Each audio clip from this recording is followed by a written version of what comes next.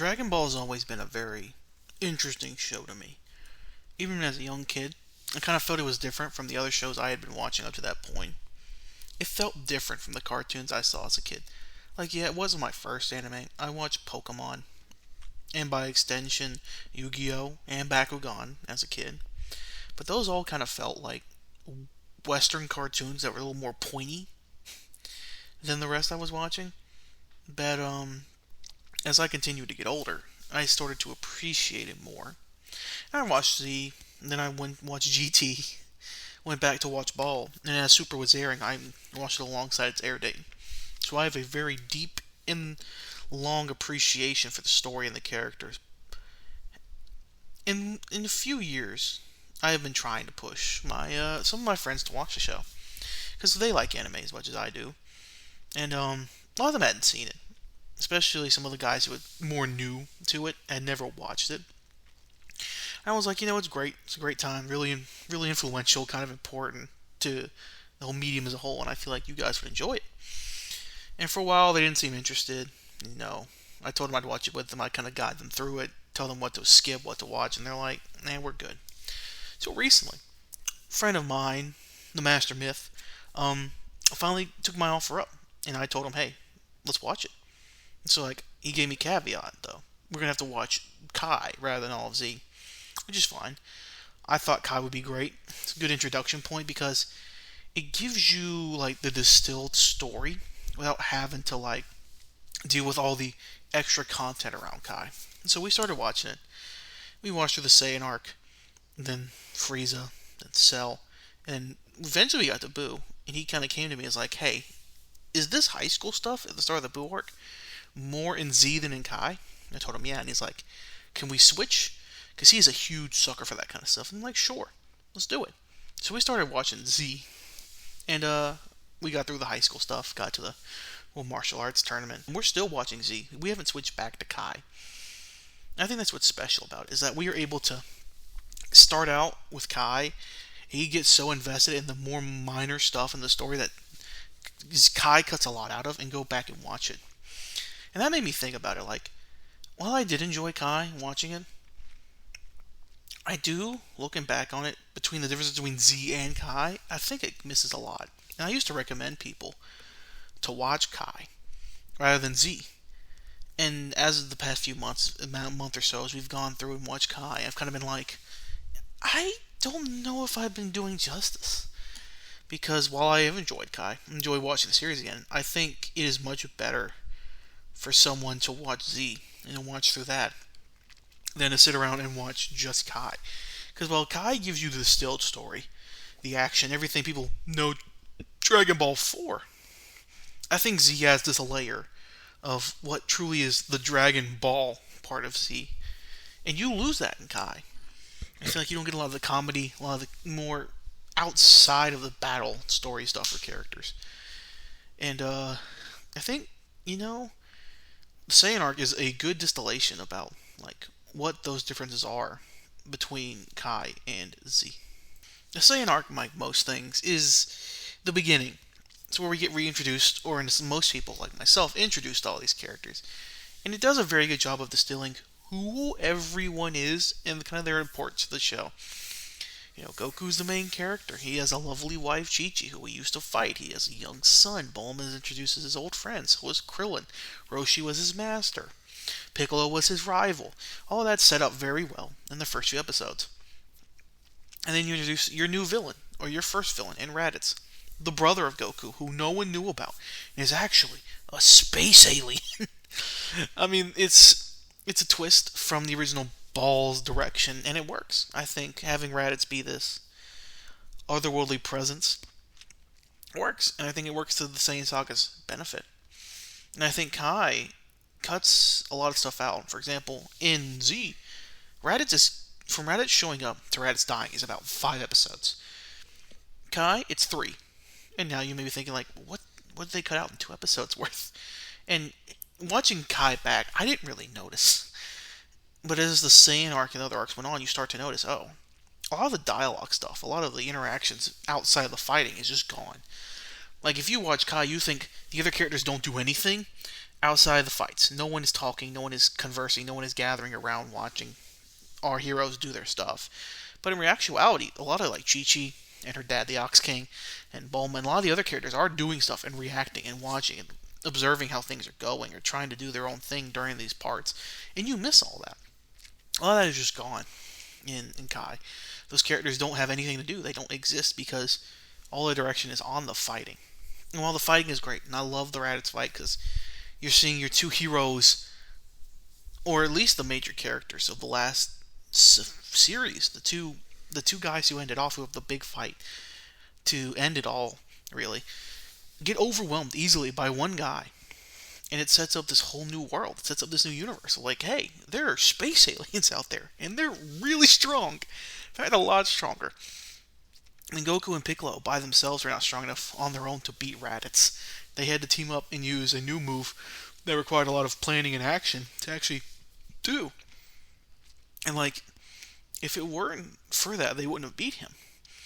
And in Kai, yeah, you get sort of like the battle and like how it goes, but I think you're missing a lot of like stakes and character development.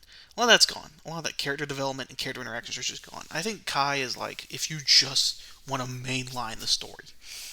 If you just want to see Goku and Piccolo fight Raditz, you just want to see Goku train on King Kai's planet, if you just want to see a montage of the rest of the Z Fighters, and if you just want to watch the fights between them and Nappa and Goku versus Vegeta, then Kai's what you want. But I didn't realize how much of like the training in Snake Way is just gone in Kai. Goku doesn't go to hell in Kai. He doesn't meet the Queen Snake on Snake Way. You don't get to see the Z Fighters go to the mirror planet Vegeta and fight the Saiyans. That just doesn't happen in Kai. It's just gone. It's just a montage. It's a montage on the Lookout where they're training and fighting, doing like sparring against each other. That all the other stuff is just gone. It's just vaporized. It doesn't exist. You never know that Goku, almost got eaten by a giant snake woman, or he actually went down to hell and had to fight two very metrosexual men. Let's just say that. All that's gone. All that context, all that hilarity, the comedy, sort of the more like genuine moments of Dragon Ball are just gone. It's just distilled to Z. There is no Dragon Ball there. All the stuff that Akira Toriyama liked to do with Dragon Ball is gone in service of the action and sort of moving the story along rather than letting it drag. And I think that's, a crime that Kai commits because Dragon Ball, up until Buu, doesn't really drag. Like, the Saiyan Saga is shorter than both Cell and Frieza. And sure, the arcs get longer as they go on. The Saiyan Saga is shorter than Frieza, which is shorter than Cell, which is shorter than Buu.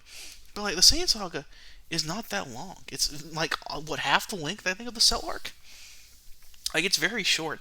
And for how Kai just cut out episodes just to, move the plot along. You cut out these little events just to mainline the story. I mean, it's okay.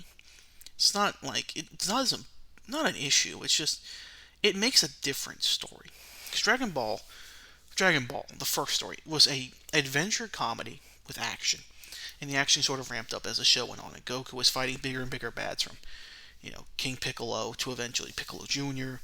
in his martial arts tournaments against, Jackie Chun and Tien Shinhan, were sort of showcase the action, but not deride away from the major story.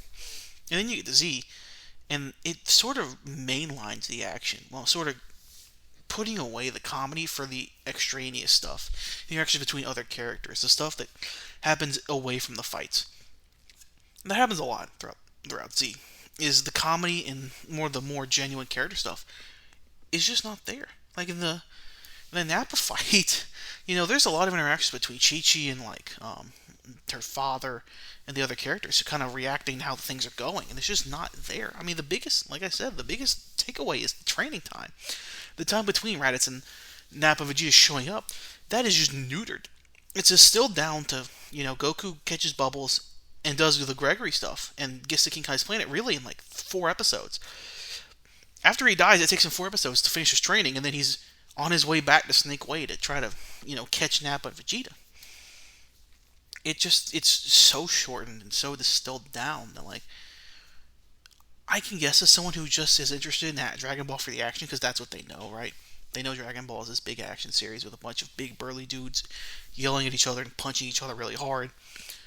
You lose the soul of the series, the Dragon Soul, as one would say.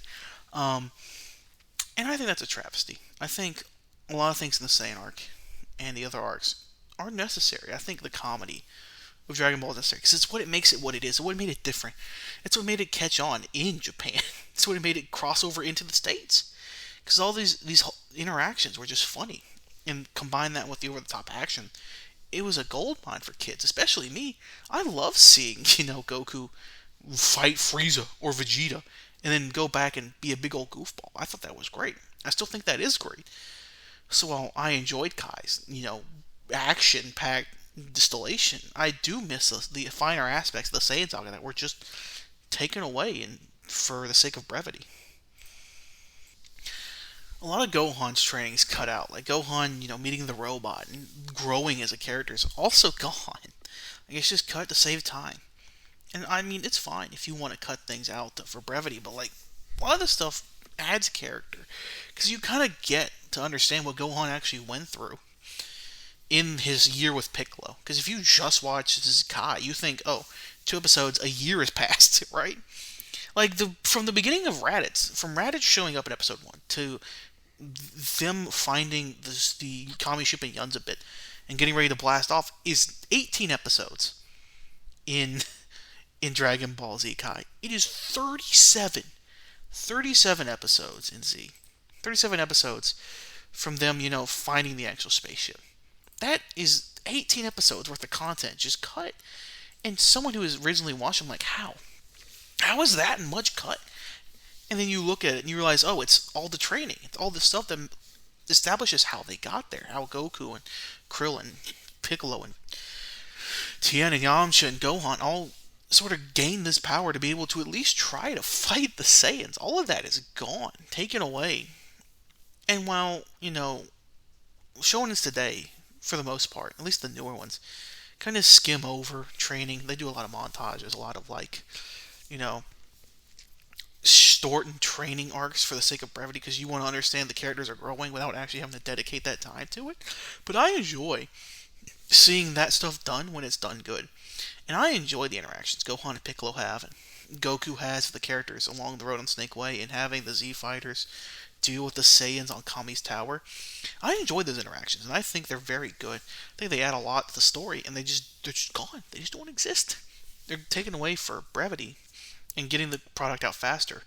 And I know the money involved. It's a lot cheaper when you just distill the story, and the original Z will always, be there for people to watch. But the changes that they made to Kai, some of them, I do enjoy, and I think they do better than what the original Z did, at least in the Saiyan arc. I think the first big change that I really enjoyed was the audio changes.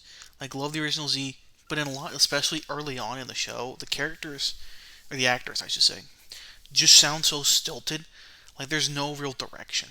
I understand it was Funimation's first real attempt, and a lot of these guys are very new to the job and didn't know what they were doing and had to voice a lot of roles, but they just sound so stiff, especially Vegeta and Gohan, Piccolo at parts. They just sound so stiff. They're not really into the roles. They don't really embody the characters.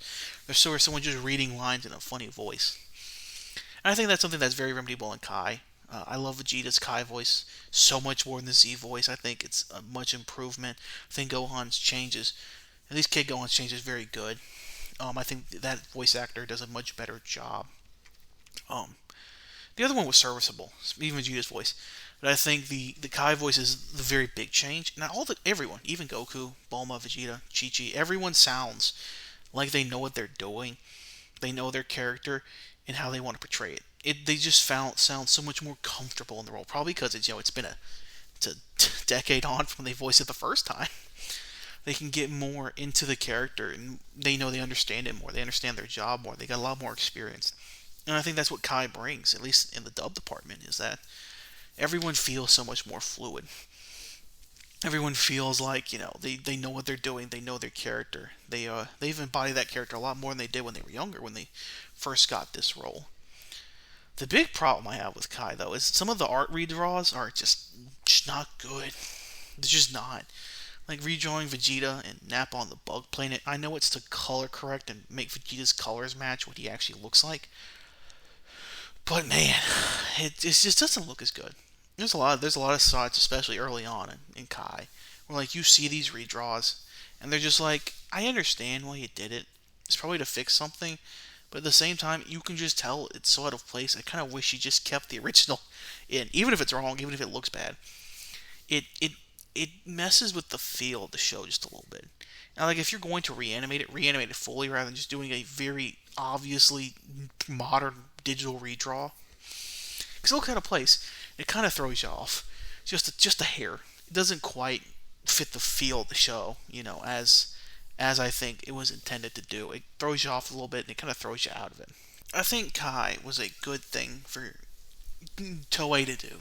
It was allowed to celebrate the show and bring some new young fans into the franchise, especially with their new series on the horizon just a few years after, as well as the new movies.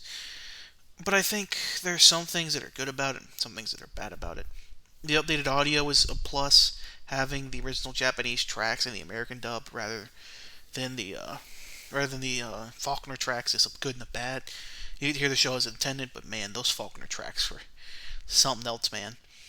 But I think some of the redraws and the cutout of some of the content, while I know it was done for financial reasons, kind of leaves some things to be desired. The content is not as good as I would say, but the production is better. And I think if that's what Toei wanted, then they got what they wanted. I just wish that some of the content was kept to make the characters and their experiences feel more well-rounded, rather than just be a distillation of their events and the punches that they threw.